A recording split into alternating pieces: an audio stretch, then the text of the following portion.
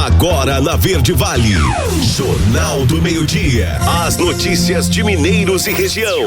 Jornal do Meio-Dia, Verde Vale. 12:23. Olá, ótima tarde para você. Estamos começando pela Verde Vale FM, uma emissora do Sistema Verde Vale de Comunicação. Mais uma edição do Jornal do Meio-Dia. Hoje é quarta-feira, 8 de junho de 2022. Redação e apresentação Wesley Pereira e Daliana Oliveira. Participa dessa edição repórter J. Pereira. Vamos então aos destaques desta quarta-feira.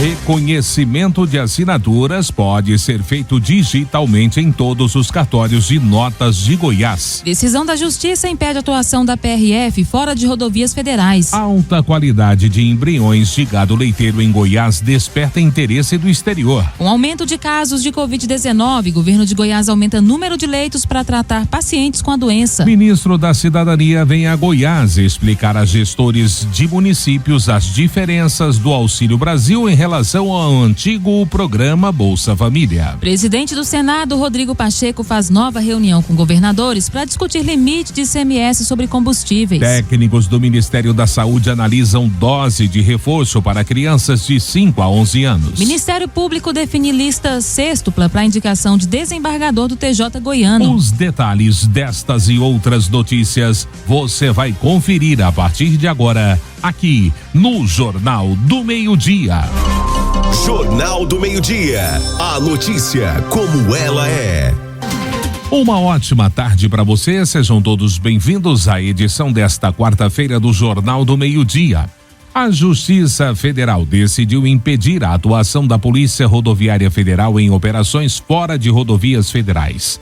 A 26ª Vara Federal do Rio de Janeiro aceitou o pedido do Ministério Público Federal para suspender o artigo 2º da Portaria 42/21 do Ministério da Justiça e Segurança Pública. Segundo o artigo suspenso, a PRF poderia designar efetivo para integrar equipes em operação conjunta com outras forças, prestar apoio logístico, atuar na segurança das equipes do material empregado, ingressar em locais alvos de mandado de busca e apreensão mediante previsão em decisão judicial, lavrar termo circunstanciado de ocorrência e praticar outros atos relacionados ao objetivo da operação conjunta. A UMP Federal pediu a nulidade do artigo 2º para impedir a atuação da PRF em operações policiais em locais como as comunidades localizadas dentro da cidade do Rio de Janeiro.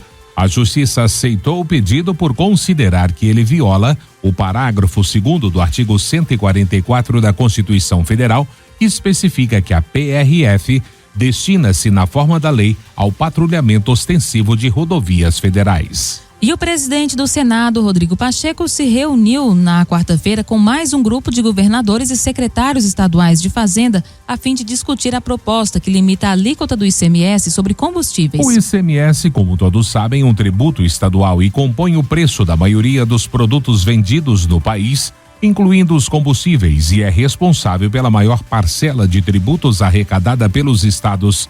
A proposta que limita a cobrança do imposto já foi aprovada pela Câmara dos Deputados e agora está em análise no Senado. Na noite de ontem, Rodrigo Pacheco já havia se reunido com outro grupo de governadores em Brasília para discutir o texto. Governadores resistem à aprovação da proposta e argumentam que, se a alíquota de ICMS for reduzida, os estados vão perder a arrecadação. O senador Fernando Bezerra Coelho, do MDB de Pernambuco, relator da proposta, também compareceu à reunião.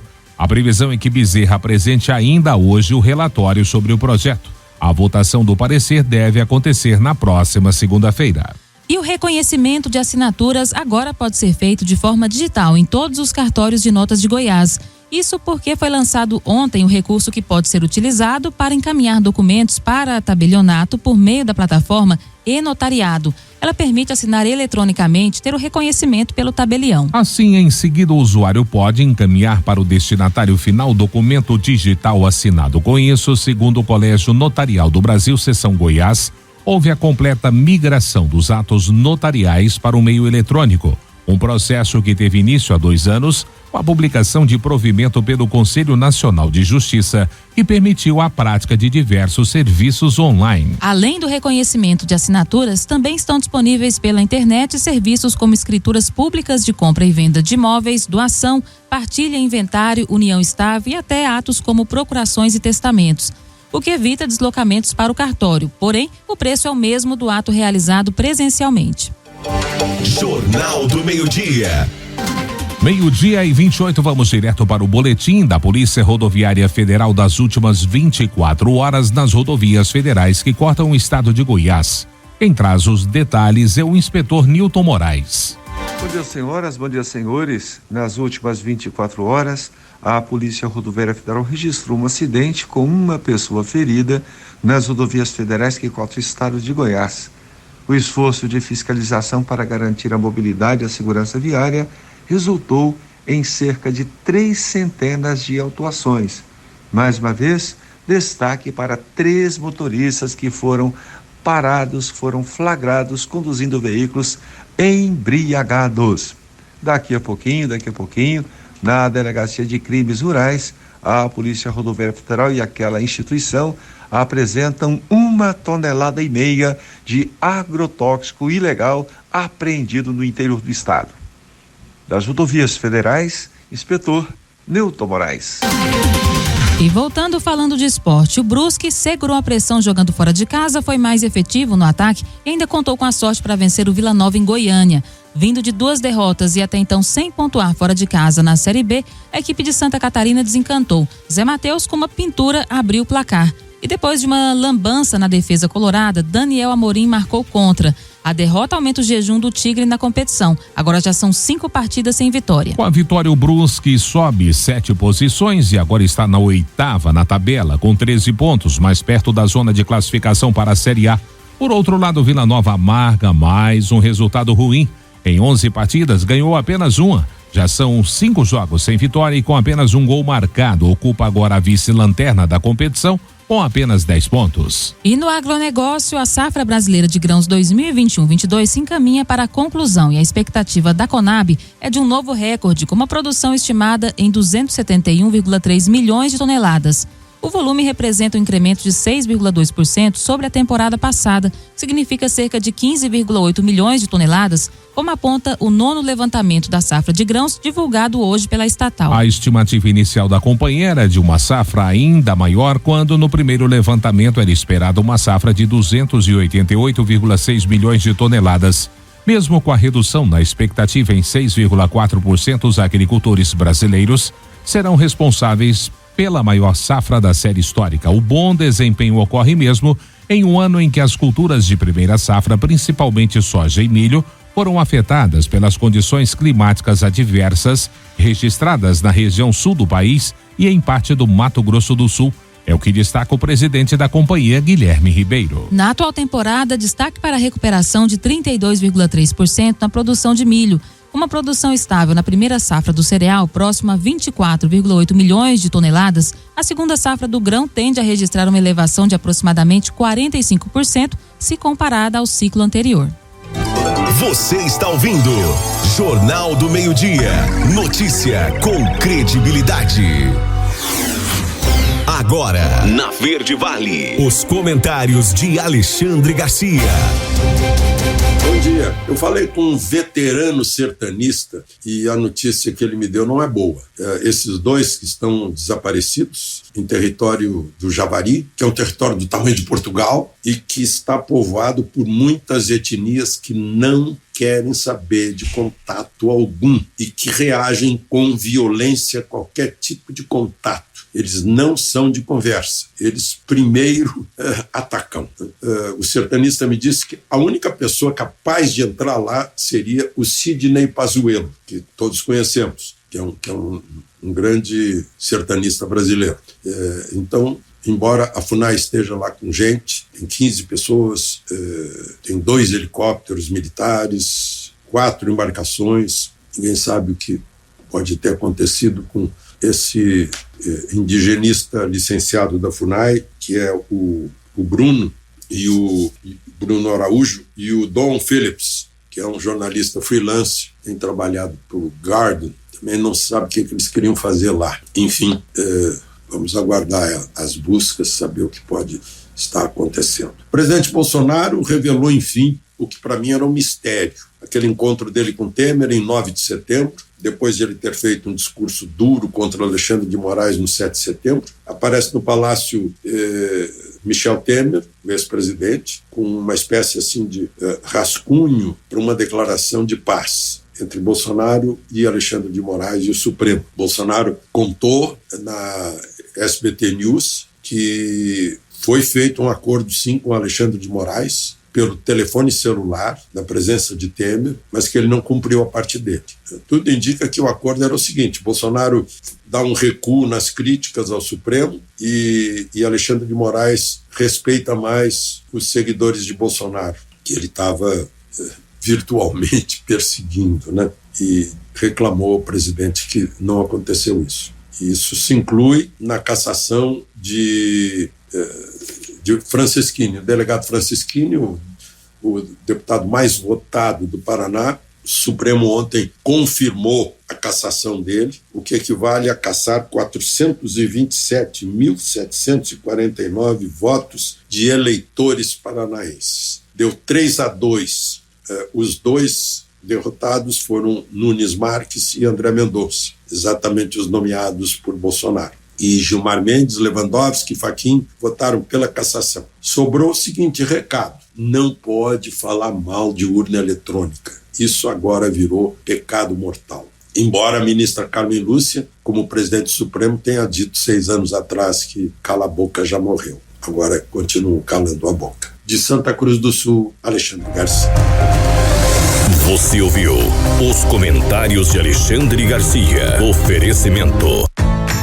O Centro de Diagnósticos de Mineiros tem realizado grandes investimentos em modernização, garantindo alta tecnologia em imagem, com equipamentos de última geração para sua maior segurança e tranquilidade. Corpo clínico altamente especializado. No Centro de Diagnósticos, você conta com tomografia computadorizada, ressonância magnética de alto campo, mamografia 100% digital, densitometria óssea e Doppler fluxometria. Centro de Diagnósticos de Mineiros, sempre presente excelência em atendimento e qualidade técnica. Agende seu horário 64-3661-1799 ou pelo WhatsApp 64-99951-9680. Acesse o nosso site www.cdmineiros.com.br. 12:35, o primeiro intervalo do Jornal do Meio-Dia desta quarta-feira. E já vamos destacar para você que trabalhadores nascidos em novembro já podem sacar até R$1.000 no FGTS. Com aumento de casos de Covid, o governo de Goiás aumenta o número de leitos para tratar pacientes com a doença. Ministro da Cidadania vem a Goiás explicar a gestores de municípios as diferenças do Auxílio Brasil em relação ao antigo programa Bolsa Família. Não saia daí, voltamos já trazendo todos os detalhes destas e outras notícias. Jornal do Meio-Dia. 12:39, já estamos de volta com o Jornal do Meio-Dia. E a partir de hoje, cerca de 3.200.000 trabalhadores nascidos em novembro vão receber até R$1.000 das contas do FGTS. A Caixa Econômica Federal vai depositar o dinheiro na conta poupança digital usada para pagamento de benefícios sociais e previdenciários. Os valores da Liana só poderão ser movimentados por meio do aplicativo Caixa Tem, que permite o pagamento de contas domésticas e a realização de compras virtuais em estabelecimentos não conveniados. O Caixa Tem também permite o saque em caixas eletrônicos e a transferência para a conta de terceiros. O trabalhador vai precisar ficar atento. A maioria dos cerca de 42 milhões de trabalhadores está recebendo dinheiro automaticamente na conta poupança social digital da Caixa. No entanto, em caso de dados incompletos que não permitam a abertura da conta digital, o trabalhador terá de pedir a liberação dos recursos. Todo o processo para pedir o saque é informatizado. O trabalhador não precisa ir à agência da Caixa, bastando entrar no aplicativo oficial do FGTS, disponível para smartphones e tablets, e inserindo os dados pedidos. E o deputado federal Zacarias Calil vai lançar a sua pré-candidatura ao Senado no dia 23 de junho em Goiânia. O ato que embola ainda mais a já complicada corrida de governistas por vaga na chapa de governador Ronaldo Caiado terá como sustentação o apoio que o parlamentar tem da classe médica. Na largada do movimento nacional que visa a formação de uma bancada de medicina no Congresso Nacional, o presidente do Conselho Federal de Medicina, José Irã da Silva Galo, participará do evento, assim como o presidente do Conselho Federal de Farmácia, Walter da Silva Jorge João. Jornal do Meio-Dia. Com aumento de casos de Covid-19, o governo de Goiás aumenta o número de leitos para tratar pacientes com a doença. A matéria você confere com Osana Alves.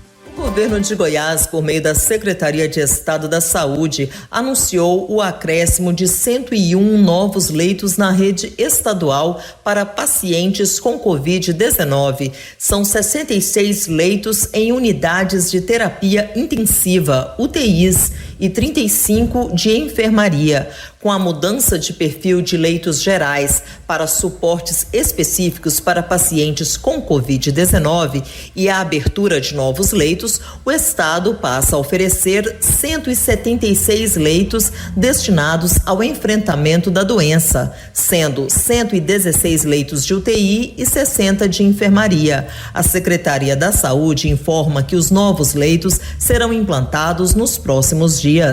A ampliação é uma estratégia da Secretaria diante do atual cenário epidemiológico, com alta sazonal do número de casos da Covid-19, influenciada pelo clima frio e também pelo aumento do número de solicitações de internações para casos suspeitos da doença, que necessitam de isolamento. Serão 20 novas vagas de UTI Covid em unidades da rede estadual em Itumbiara, 20 vagas em Uruaçu, 16 em Goiânia e 10 em Nerópolis.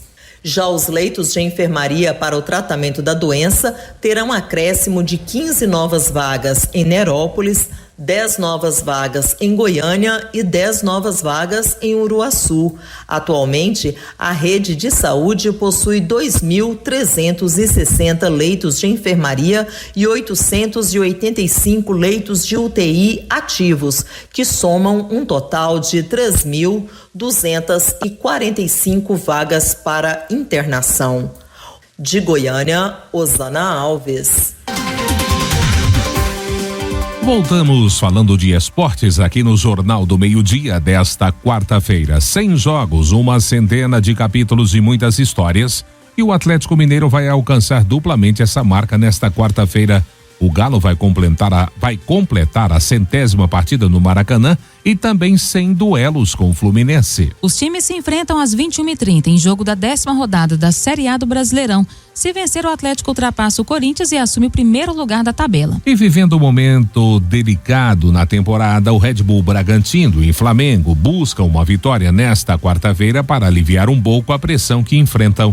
O jogo entre os times acontece às 20h30 no estádio Nabi Abichedi, também pela 10ª rodada do Brasileirão. O Bragantino não vence há 9 jogos e vem de uma derrota por 2-0 para o Internacional no último domingo em casa. A equipe está na 15ª colocação do Brasileiro com 10 pontos. Depois de 4 vitórias seguidas, incluindo aí Brasileiro e Libertadores, o Flamengo também perdeu por 2-1 para o Fortaleza na última rodada e viu a tentativa de retomada na competição ser comprometida. Muito pressionado, o técnico Paulo Souza corre sério risco de demissão. O time está em 11º lugar com 12 pontos. E no agronegócio, a quarta-feira começa com os preços futuros do milho se mantendo com flutuações altistas na Bolsa Brasileira. As principais cotações se movimentavam na faixa entre R$ 89 e R$ 97 por volta de 9,14. O vencimento julho 22 era cotado a R$ 89,70 a saca, valorização de 1,36%. Já o setembro 22 valia R$ 93,60. O novembro 22 foi negociado a R$ 94,60 e finalmente o janeiro 23, que teve valor de R$ 97,05 a saca, uma elevação de 0,83%. A Bolsa de Chicago começa a quarta-feira com preços internacionais do milho futuro operando no campo positivo pelo 3º dia consecutivo, por volta de 9,5. Jornal do Meio-Dia.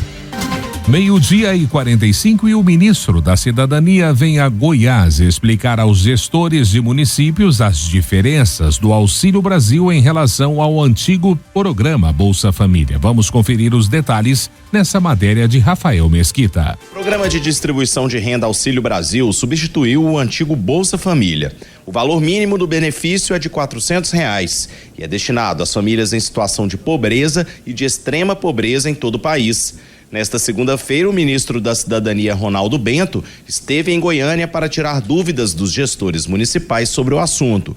Ele afirma que os principais questionamentos estão relacionados às mudanças que o programa sofreu. São dúvidas relacionadas principalmente às regras de emancipação. O programa Auxílio Brasil, diferente do programa anterior, é um programa que busca ofertar às famílias beneficiárias as ferramentas necessárias para que ela alcance a sua autonomia. Segundo a prefeitura, em Goiânia, cerca de 60 mil famílias estão aptas a receber o Auxílio Brasil. O secretário municipal de Desenvolvimento Humano e Social, Nélio Fortunato, garante que o programa irá contribuir para as pessoas de baixa renda na capital. A partir desse momento receberão o mínimo R$400 e o máximo, já teve família nossa aqui dentro de Goiânia que foi beneficiado, uma quantia até R$3.000. Então é assim uma forma de valorizar as pessoas que mais precisam. Além de tirar as dúvidas sobre o Auxílio Brasil, o ministro da Cidadania assinou em Goiânia um termo de liberação de recursos financeiros para os municípios goianos no valor de cerca de R$3 milhões. Ronaldo Bento garante que a intenção é concluir obras que estavam paradas no estado. Verdadeiros monumentos ao descaso. Estamos destravando essa burocracia, procurando ajudar os municípios a superar esses entraves e com isso estamos entregando uma quantidade bastante expressiva de obras, tanto na parte do social, quanto na parte esportiva do Ministério da Cidadania, já superando aí as 4.000 obras entregues desde o início da gestão até o dia de hoje. Rafael Mesquita, da Agência Brasil Central. 12:47, último intervalo do Jornal do Meio-Dia, e quando voltarmos vamos abrir espaço para nossa redação. De lá chega o repórter J. Pereira com as informações das últimas 24 horas em Mineiros e região. Técnicos do Ministério da Saúde analisam dose de reforço para crianças de 5 a 11 anos. Ministério Público Goiano define lista sextupla para a indicação de desembargador do TJ Goiás. Os detalhes você vai saber já no Jornal do Meio-Dia. Jornal do Meio-Dia. 12:50, voltamos com o último bloco do Jornal do Meio-Dia desta quarta-feira aqui pela Verde Vale FM, uma emissora do Sistema Verde Vale de Comunicação. Olha, técnicos do Ministério da Saúde estão debatendo internamente a aplicação de uma dose de reforço para as crianças de 5 a 11 anos em razão da alta nos casos de Covid. Seria a terceira dose para este público. O Ministério já havia recomendado no fim do mês passado o reforço para adolescentes de 12 a 17 anos. No mês passado, a Food and Drug Administration, a sigla correspondente à Anvisa nos Estados Unidos, autorizou o uso de uma dose de reforço da vacina da Pfizer contra a Covid para crianças de 5 a 11 anos, pelo menos 5 meses após o esquema vacinal completo. A orientação para a dose de reforço para crianças ainda está em fase de debates internos entre os técnicos. A palavra final caberá ao ministro da Saúde, Marcelo Queiroga. O Brasil registrou na última terça-feira 294 mortes pela Covid nas últimas 24 horas, totalizando assim 667.400 óbitos desde o início da pandemia. Com isso, a média móvel de mortes nos últimos 7 dias é de 96. Em comparação à média de 14 dias atrás, a variação foi de 9% negativo, indicando tendência de estabilidade nos óbitos pela doença. Jornal do Meio-Dia. E a alta qualidade dos embriões de gado leiteiro aqui em Goiás está despertando o interesse do exterior. Vamos conferir os detalhes com Janda Nayara. A produção de embriões de gado leiteiro de alta qualidade em Goiás tem atraído a atenção de pecuaristas e laticínios de diversos países. A Estância Tamboril, localizada em Bela Vista de Goiás, recebeu a visita de embaixadores de 8 países, como Trindade e Tobago, Panamá, Barbados, República Dominicana, Haiti, Nicarágua e Índia, interessados em conhecer a tecnologia e levá-la para seus países. A estância foi fundada em 2008, com apenas uma única vaca e um alqueire de terra. Hoje são mais de 1.000 animais de diversas raças, que produzem 10 vezes acima da média nacional. Daí o grande interesse dos criadores de todo o Brasil e também de outros países, explica o pecuarista Amarildo Gonçalves. Os animais que nós produzimos aqui hoje produzem essa proteína que é uma beta-caseína que combate o açúcar do leite. Então esses animais hoje produzem um leite com maior facilidade de ingestão, né? As pessoas podem ingerir e que não vai ter problema amanhã com relação à indisposição intestinal ou problema alérgico. Então é um leite que hoje desperta o interesse do mundo. Os embriões comercializados pela Fazenda Goiana resultam em décadas de melhoramento genético, já que reúne em seu plantel mais de 200 famílias diferentes dos animais dessas raças, entre os mais produtivos do mundo. Em entrevista à TV Brasil Central, o chefe de missão da Embaixada da Índia comentou sobre as expectativas de negócios e parcerias com os produtores brasileiros.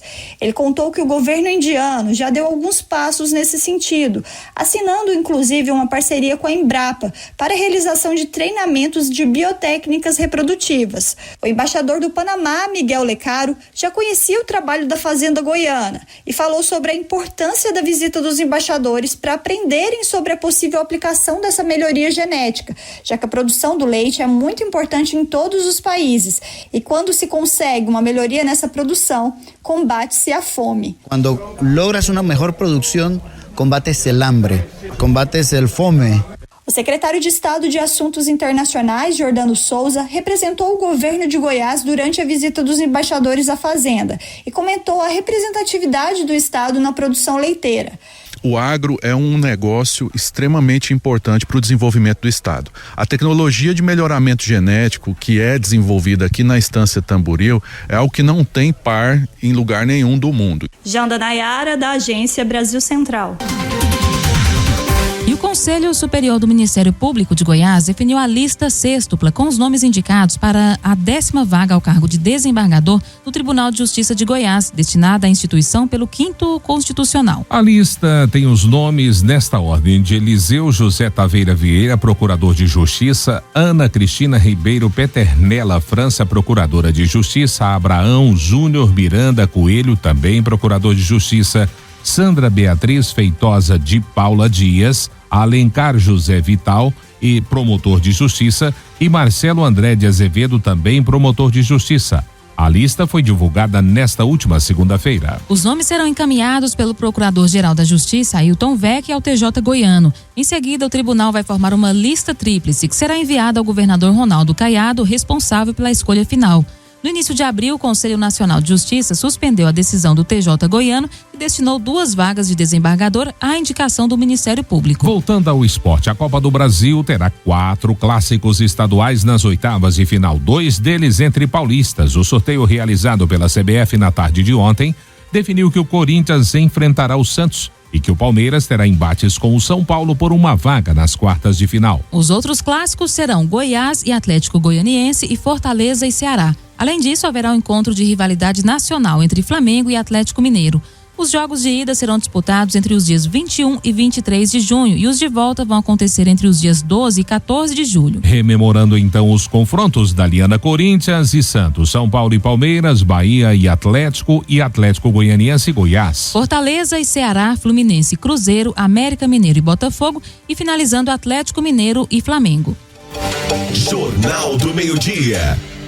Vamos direto para nossa redação. De lá chega o repórter J. Pereira trazendo as informações das últimas 24 horas em Mineiros e região. Estamos chegando e trazendo informações desta quinta-feira das últimas 24 horas aqui em nossa cidade, os principais acontecimentos. A Companhia de Policiamento Especializado de Mineiros, ela prendeu ontem um homem por tráfico de drogas. Aliás, 2 homens por tráfico de drogas. A ocorrência, ela começou quando a polícia fazia um patrulhamento e avistou o indivíduo pegando uma sacola dentro aí da carroceria da sua picape.